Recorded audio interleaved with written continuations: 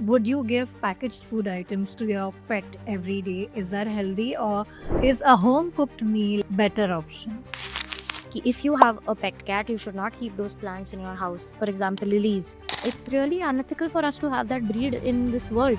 The puppy is unable to breathe properly. Stray dog or a stray cat is not really high maintenance. Is it? If you have adopted an animal and if you're failing to give it food, water, shelter, then you are liable for a fine. Okay, I'm not mentioning how much. And then if you do this crime again in the span of 3 years time, then again you will get a fine, or you will be put into jail for 3 months. Now ask me how much this fine is. 200, 500. No, this fine is What? yes, and there hasn't been much change in it. Even if you do a road rage and if there is an animal which is killed because of your vehicle, still the fine is. Hi, this is Aditi from Aditi Shah Talks. I am no pet parent, but I strongly feel that animals deserve some basic rights, just like we humans do. On one extreme, we have uber luxurious care available for animals, but on the other end, there are unspoken things happening to them. On today's podcast, we have somebody who fits right in the middle, and they belong to this beautiful foundation called YODA, the Youth Organization for Defense of Animals, which is situated in Malad in Mumbai. And we are grateful to have veterinary surgeon Dr. Shruti with us, who will be talking about how we can do our bit to save animals, to save pets, and to take care of them with whatever way possible. Hi, Dr. Shruti. Thank you for coming over. Hello, Aditi. Thank you for calling me here. Thank you. Really appreciate it. Dr. Shruti, now humans can talk and tell stuff if we are sick, happy, unhappy, etc. But obviously, pets can't. So, if they have fallen sick by any chance, how will we come to know that, what will be those first few signs? Right. So, first thing that we really need to understand is that pets, as in cats and dogs, they have high pain thresholds. So, even if they are in some kind of discomfort or even if they are in pain, they are usually, very capable of masking these signs and symptoms. So, that is why it is very easy for the pet parent to miss out on these subtle signs. But what you can majorly look out for, first thing that you have to, so I always tell my pet parents this, that if there is any change, if there is any kind of change in the daily routine which lasts for at least 24 to 48 hours, Okay. you have to take a look at it, or you have to at least go to a vet to verify that this is a problem or not. All right. So first thing, their eating habits. Yeah. So if they're not eating properly, if they're refusing food, sometimes, see, multiple times what happens is people think that, okay, this is an animal. If it doesn't eat for 2-3 days, it's just fine. But most of the times it could be some gastric issue or some abdominal issue, some discomfort that they're feeling, because of which they're not eating, right?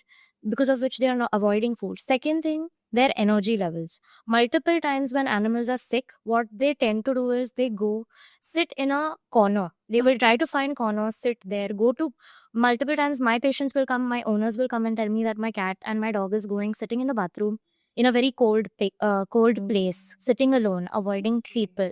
That is one another sign that you have to watch out for. You have to know that there is something wrong. The third thing that you have to look out for is urinary, the habits, the excretory habits. If your cat or dog is litter trained but is not going to the usual spot and is going anywhere away from that place, that means there is something wrong. Okay, if your cat is straining during peeing, if she's sitting for peeing but not able to pee, these are some very subtle signs which cats show. In these signs also you will not see major changes. These are very subtle changes, but you have to be very, very vigilant for understanding that, okay, this is some change that has happened and I need to address it.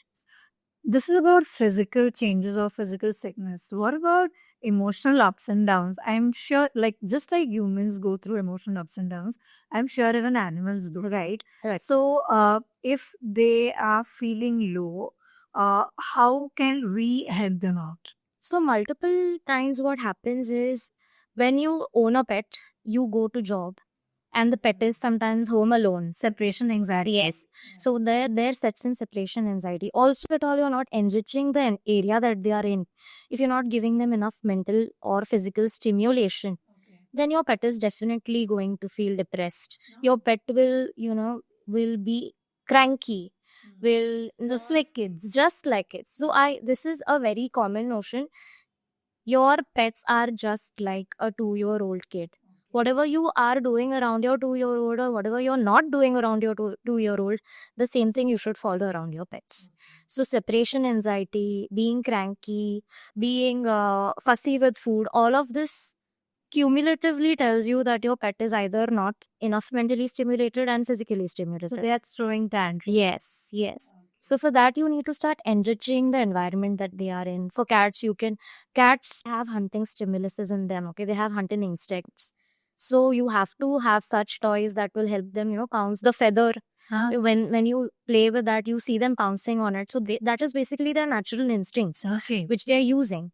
So it is very important to stimulate your pets. So basically, give them some kind of toys or take them out. Take them out, create your bond with them. Every time you play with them, you are creating bonds with your pet, and that is how your pet will become more stable and in a more nicer behavior than being aggressive or than being a tantrum throwing pet. Basically, what you're saying is do everything that you would do with a 2-year-old, taking them out of the garden, taking them out for a walk, Absolutely. playing, giving them toys. Give them the quality time with the All right.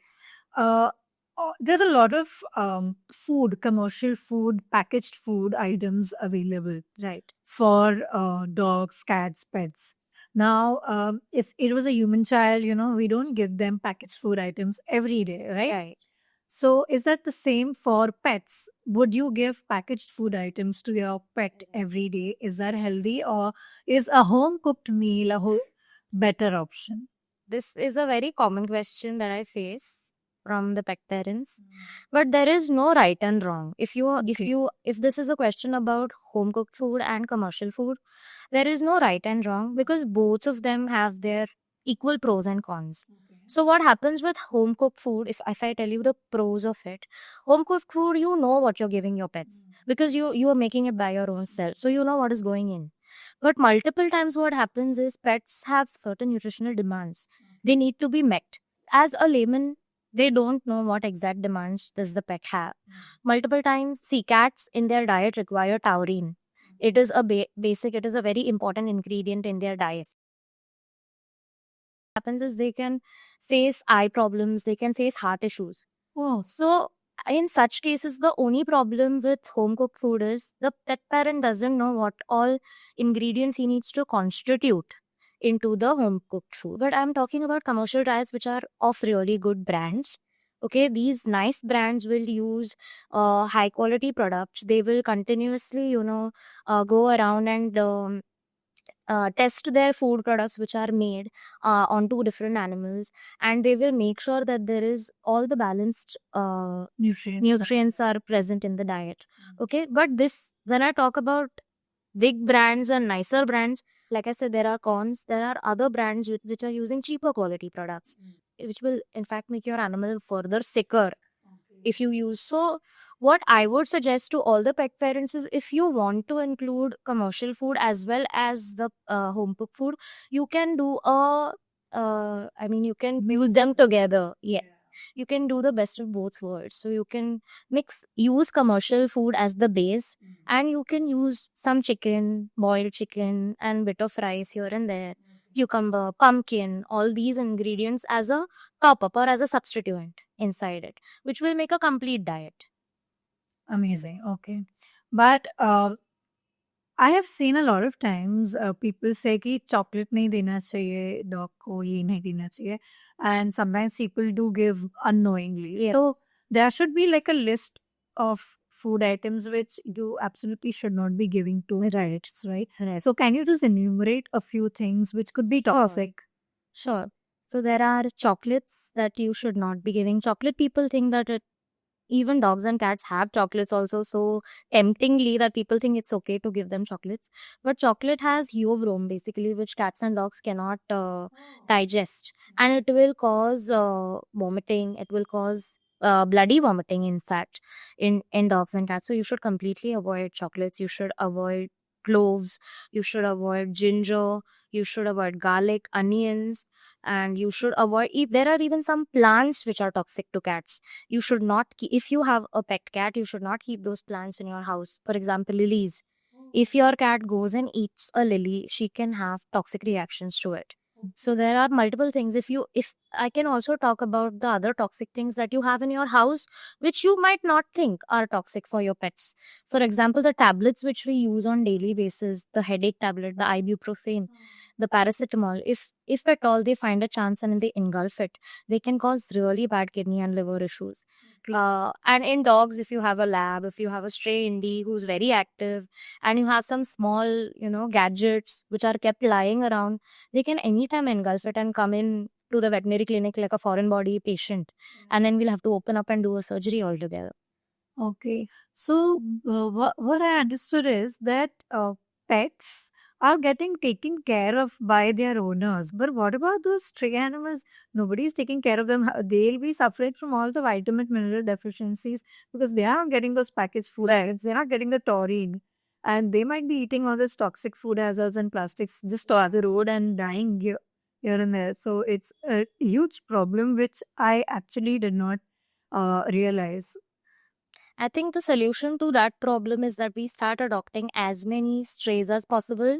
But do you think that's possible for everybody who has a busy schedule in a city like Mumbai? I mean, do each of us have that bandwidth to take care of a pet? Is that possible?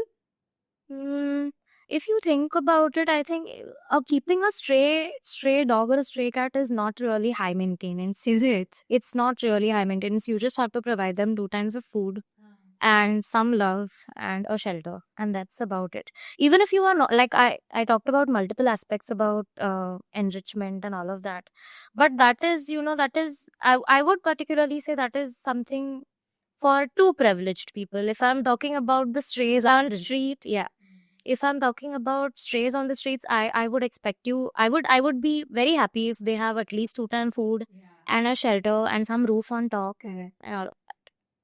All right. That's very nice to know. Something new for me to learn too. Now, kids get parasite infections quite quickly because they're either playing in the mud or Right. playing with other kids, basically getting dirty here and there. And pets are obviously getting dirty all the time. Right. So both these people must be getting parasitic infections, right? So just like we deworm kids every 6 months, we usually recommend Right. deworming them. Right. Do you also recommend deworming pets or stray animals Yes. every 6 months? Or Yes. So there is a proper schedule. So if you have at least about a 15 days to 1 month old puppy or a cat, you need to deworm that cat or puppy at least 15 days. Every 15 days. Every 15 days. So until post 1 month, until 6 months of age, you need to deworm them every month. Okay. After 6 months of age, you can deworm them every 3 months. Okay, this is how the schedule works. But multiple times what people do is they start vaccinating before deworming. Okay, so deworming is very essential. You have to deworm your pet before giving any kind of vaccination. Oh, why so? Because if there are worms inside the body, the vaccination becomes inefficient. Once you deworm, once you eliminate all the worms out of the body, that is when the vaccination potentiates and gives better effect. Is it? Okay. And what are these common vaccines which are like a must for every pet? Right. So first must and common vaccine that you should give at 3 months of age to your puppies and cats is anti-rabies. You have to be very vigilant with that. At 3 months of age again, you have to give your puppies and kittens anti-rabies. Then there are a few core vaccines which a lot of people don't know about. Okay. Dogs ke liye there is 9-in-1 vaccination. 9-in-1. 9-in-1. Okay, so basically it has 9 different bacteria and viruses which are attenuated, and they have they will be injected into your pet so that it develops immunity. Okay, this is basically a core vaccine. People don't know about it. People think अरे anti-rabies दे दिया तो हो गया, बस हो गया. I tell this to my patients कि अगर तुम core vaccine देते हो तो उसके अगर तुमने दे दिया तो तुम्हारा pet is immunized. If you don't give that one core vaccine which is 800 rupees or 700 rupees, you are, once the pet gets ill, you are seeing a cost of anywhere between 15,000 rupees for your pet to get better. So why not do the core vaccination instead of not doing it? And prevention is always better than cure. I see multiple patients coming saying that हमने vaccinate नहीं किया और अभी हम treat, अभी तो Yoda is completely free of charge. It doesn't charge anything for any kind of treatment. But if it's an NGO. So the second vaccine that I talked about is for cats. The second core vaccine for cats is the TriCat vaccine or the Feligen vaccination. Basically, it is 3 types of viruses combined together to give a complete protection to your cats. All right. Okay. These vaccinations are very much important if you want to keep your pet healthy. So like I told you, dewormings, vaccination and parasite control. There is one more thing that needs to be included and all the pet parents should know about it, is that you have to vaccinate your pet not once. If you do it once and then you tell कि okay हो गया, ऐसा नहीं है. आपको उसको vaccinate करना है हर साल. आपको उसको booster shot देते रहना है until So y'all are giving like a vaccination card or So we have a vaccination card and we have a schedule where people are not following. So many people don't follow it. Many people don't want to come because see, at the end, I don't deny it. There is a little higher charge of the vaccination of the core vaccinations because of which people try to avoid it. But the only thing that they want to do anti-rabies is because अरे हमको नाखून लग गया, अरे हमको काट दिया, हमारे बच्चे को काट दिया खेलते खेलते, तो उनको कोई प्रॉब्लम नहीं हो जाए इसलिए. So this is the mentality which really needs to change. Now coming to the adoption services, which also is being offered at various centers, including Yoda in Mumbai. Whenever somebody goes to an adoption center, okay, why should they choose to go there instead of going and selecting a breeder? I mean, from a shop. So, okay, I would like to state it like this is not just an individual thing. I feel it's a community responsibility for us as a human race. Okay. If you are talking about adoptions, when we talk about adoptions, we see a picture that there is a dog abandoned on the road and somebody is adopting that dog, giving house, giving food, shelter, and all the basic facilities to that dog. Okay, that is how you're looking at it, that you're doing some good deed. In the case of breeders, see, I'm not saying all the breeders are wrong or all of them are bad, but there is something called as ethical breeding and there's something called as unethical breeding. Okay, breeding में ही क्या होता है कि multiple times वो एक ही animal को लेके multiple times reproduce करवाते हैं. They force them, they inseminate them multiple times. One mother is only delivering multiple babies and she's getting, if a mother is delivering multiple times, she's getting worn off, right? Of her exhausted of her own natural resources that she has in her body, right? Just like a cow. Exactly. So what happens here is if you're not doing ethical breeding, you're overpopulating your pen. I have seen multiple breeders wherein they keep 30 puppies stuffed together in one small pen. If you're doing that kind of practice, it is not really, it's something that you should completely avoid if that is happening. If you're going to a breeder and taking that puppy, that breeder is thinking, "Arey, my work is so going ahead. I should keep doing this because I'm earning money and people are coming." If you stop going there, only that breeder is going to think, okay, I'm not benefiting from this job anymore. I need to switch. Second thing is inbreeding. Inbreeding is a very big problem. What is inbreeding? Basically, when one pet is there, suppose if you imagine there is a dog, there's a female dog, right? That dog will give birth. Now the babies will grow up. They will keep one baby with them always, okay? One or two of the litter they will keep with them because they have to keep producing, right? They need at least a male and a female to keep producing. The mother and the son will be mated together. Sister and brother will be mated together. Father and daughter will be mated together. So what happens? See, they don't have that sense of family. They do have the sense of family. They do. I'm not saying no. But it's very common for them to, mate. That's okay. But the major problem here is you are causing inbreeding. What happens with inbreeding is there will be multiple genetic issues which you will see. It's like humans. Just like humans, you will see deformities, you will see heart defects, you will see pugs. If you think about pugs are what? They are basically a thing caused because of inbreeding. They are continuously inbred, and they have further flattened their nose. These pets can't breathe. We say that this puppy is very cute and, it looks so cute, but actually that puppy is not able to breathe. It's a very, I would say it's really unethical for us to have that breed in this world. The puppy is unable to breathe properly. You're saying it's unethical, almost unethical to own a pug. Yes, because Not own, but the- keep a pug. keep a pug, because the more you buy it, the more they will produce. Right? It's Yeah. just like if you demand the fit cycle, right? If you demand for it, it will, come into picture again. And that is how you're reinforcing inbreeding. But why would then people be going to breeders? There must be some benefit. Do they think that they are cleaner or something? So this is all face value. This is Marketing you. marketing, face value. This is all about status. Can you imagine we are required to do surgeries for the pugs for them to breathe properly?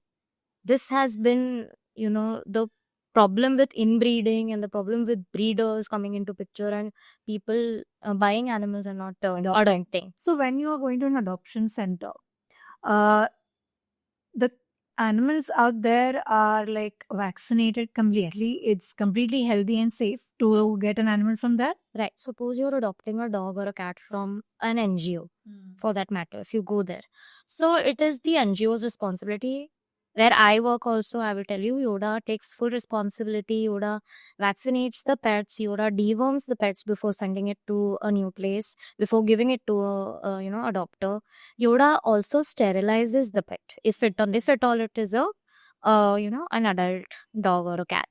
It also sterilizes. So it is very essential for the NGO or wherever you are adopting the pet from, for you to deworm the pet, for you to vaccinate the pet properly. Complete immunization means the core vaccines and the anti-rabies vaccine, and also sterilizing the pet. When you do all these three, so the pet parent is also confident that okay, all the things are properly placed. Now I can take, just the thing that I have to do is take this animal, take it to my home and give it love. That's all. So when you do this, when you carry on the cycle of even sterilization, you are in turn reducing the stray population. Right? Right.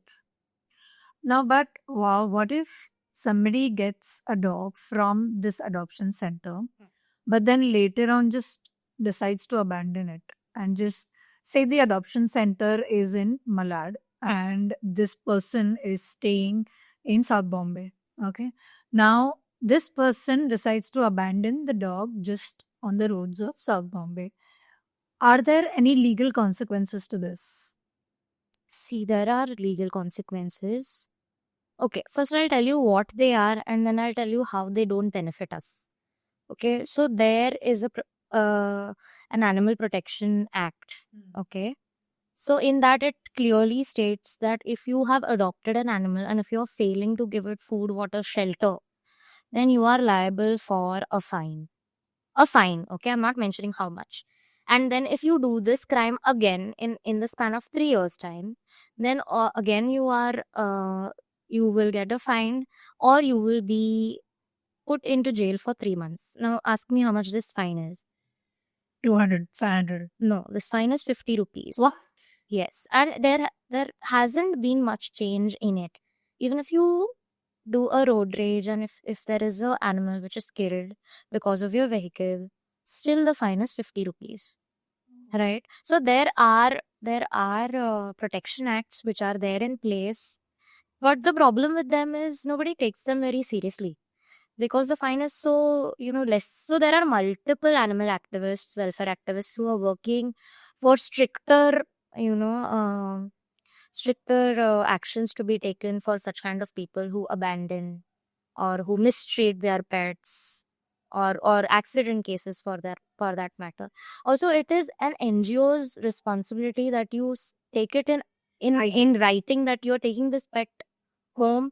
If you also see multiple NGOs take this responsibility that if you keep this pet with you for about a period of time for 15-20 days, see how he is interacting with you, see if you both are getting acclimatized. If at all that is not happening, if you think you don't want the pet, Yeah. give it back to the agri. Yeah, to the NCO. Do not leave the pet on the road, right? Because if you leave the pet on the road, you will leave it anywhere. The pet is not from South Bombay. Imagine there are other dogs there who are on hierarchy. Why? How is that dog going to survive there with other dogs there? It's not possible. Yes, it's true. But like we're talking about mistreatment. Recently, the Supreme Court did give a verdict about how stray dogs in Delhi should be removed from the streets of Delhi and kept in enclosures. Right. Right. So, how does this whole thing work? Would it be safe to keep them in enclosures? Wouldn't they ultimately die out there if they're not taken proper care of? So see, this is a very important thing. Even in NGOs, as fast as we can get an animal adopted, we wait for it. We are like, okay, we want to get this animal adopted as fast as we can. That the reason for that is we don't want the animals to be caged. The more they live in the cage, the more stressed they are, the more stunted their growth is. So these dogs and cats, which I think Delhi has planned to put in into cages, but they are residing in those particular areas for a long time. And in fact, these dogs are a barrier between multiple diseases and humans. They digest certain, kind of bacteria, viruses through the food, which is why there is a barrier between us and many other diseases, which don't happen. So it is really, it is criminal, I would say, for us to completely scrape off all the stray population from streets of Delhi and put them into pens and cages. What if somebody is not at all comfortable adopting or keeping a pet? Yeah. How can they help without doing all of that? Okay, so it's not like they can't help at all. Even if you are not comfortable keeping a pet at your home, if you cannot keep a pet at your place, that's still fine. But you could still do good deeds. You could still go give them 2 times of food, make food at your place, go to the places where you know that there are enough number of dogs, go feed them daily. If you can't adopt the pet, can't adopt those dogs, what you can do is yearly vaccinations. You can yearly vaccinate those dogs. If you are feeding those dogs every day, those dogs have trust in you. So you can deworm those dogs. You can deworm those dogs. You can vaccinate those dogs. Deworming is done only by a vet, right? Not by a... It's you can take it in writing from any vet. You can take it into writing. You can mention the weights of the dogs you have. You can take it into writing from a vet. All you have to do is there's a tablet. You have to put it in some kind of food and give it to the dog to eat. Okay. That's all.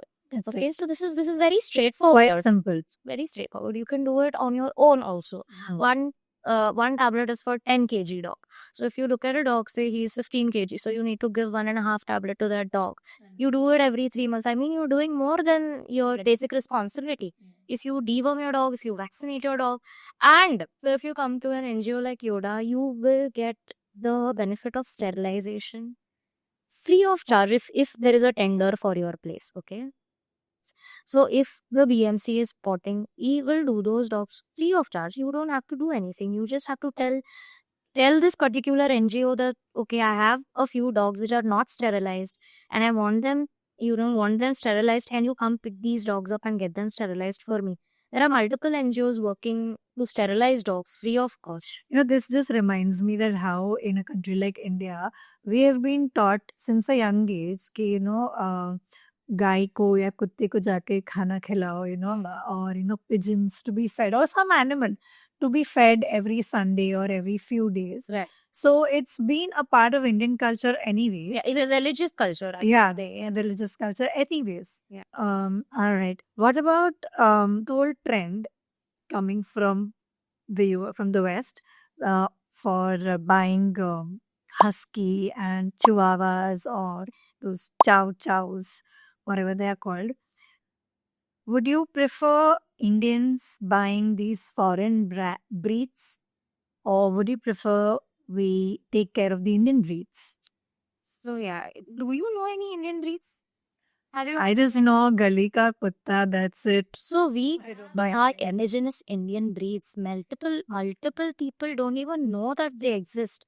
There is Mudhol Hound. These are our Indian breeds, not just the stray dogs. Our Indian indigenous breeds. Mudhol Hound. There is Chippy Parai. There is our Himalayan dog. So multiple times people don't even know that there are some indigenous breed dogs which are present in India. Just in fact, also if you take into consideration this question that you asked, the foreign breeds, Huskies are not made for India. Huskies have a double coat. Their coat is thick. They cannot. Our environment is humid. This kind of climate and this kind of environment is not something that they are born to live in. It becomes very difficult for them to dissipate heat, to insulate themselves in a What about golden retriever? See, golden retriever for that matter, itne din se since we are keeping them, they have become acclimatized. In for that matter, golden retriever lab. But they originally came from the west. Yes, they have originally come from the west, and this kind of temperate, climate is not really made for them. For example, pug also, for that matter, the way this pug has been, bred over and over again, and the structure that has formed, it is not suitable for. I would to say pug is not suitable for the world, but anyway. Yeah, no, you are right. Because it leads to every other person also wanting the same thing, right? When you see a rich person buying a pug, there'll be somebody who will get influenced and will want to buy the pug too. All right, so it's been great talking to you and learning so many new things which I never knew, because I was never somehow interested in adopting a stray, but after speaking to you, it has somewhere uh, made struck a chord actually, and who knows, in future maybe, yeah. I am really glad. I think everybody should really consider adopting rather than buying or shopping for pets, because stray dogs are equally loving. Moreover, stray dog is the breed, like you said, like stray dog is the breed that is a no nonsense breed. Okay. I would tell you that it will Low maintenance. low maintenance. They will not fall sick very often. They are not very sensitive. They're very sturdy. Once you vaccinate them, immunize them, and you sterilize them, they are amazing, and they will give you the equal amount of love any breed dog will give you. So always adopt, don't shop. All right. Thank you so much. No problem. Thank you.